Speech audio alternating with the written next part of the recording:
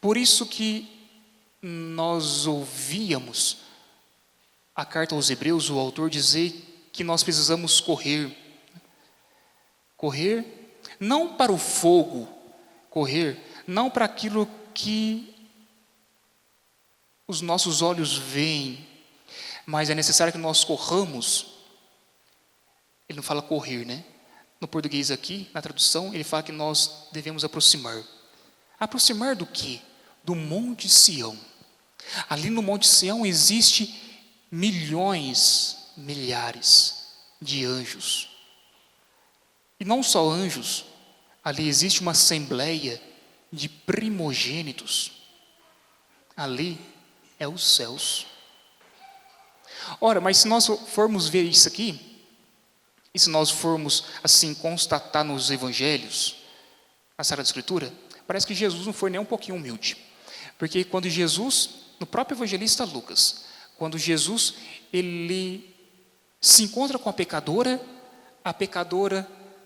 cai aos pés de Jesus, ela quebra um vidro de perfume de alabastro, de nardo puro, unge os pés de Jesus, e aí os seus discípulos falam assim: Senhor, olha, quer que proibamos, porque se o Senhor souber quem for, o Senhor não vai gostar. E Jesus fala: não, ela está fazendo isso, deixa ela fazer.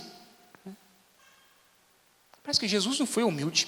Jesus, quando entra em Jerusalém, as pessoas começam assim: Hosanae, Hosana.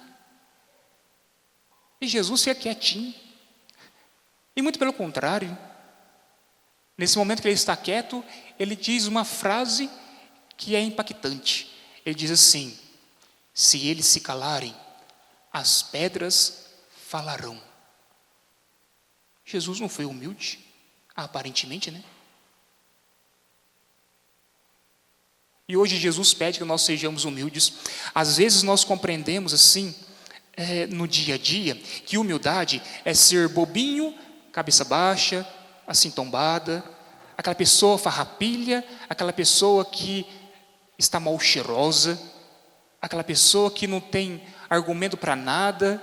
Às vezes nós achamos que isso é humildade.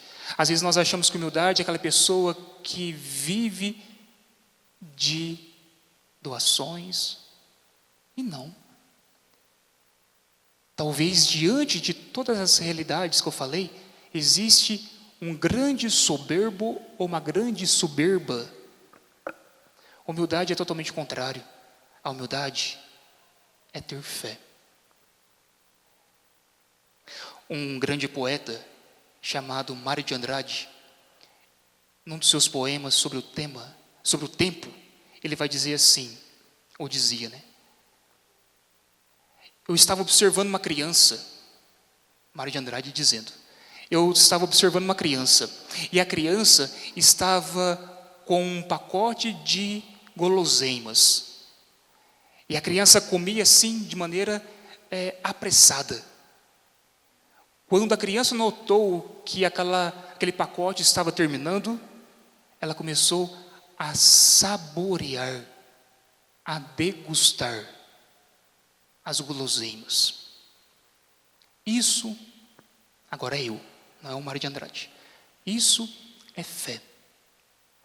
Quando você chega para rezar, talvez você chegue por prazer. Talvez você chega porque, aquilo dá um bem-estar. Aquilo é bom. É minha obrigação.